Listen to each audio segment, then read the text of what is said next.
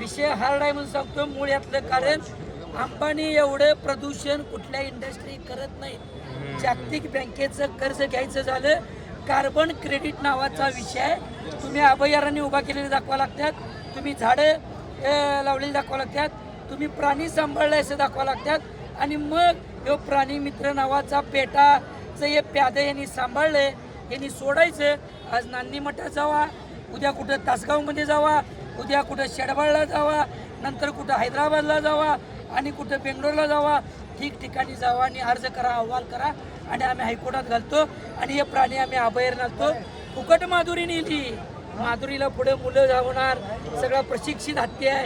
अरे हा हिंमत अंजरा विकट जगातनं हे कार्बन क्रेडिटचं जागतिक बँकेचं अनुदान मिळवायला हे सगळं अंबानीचा खेळ आहे.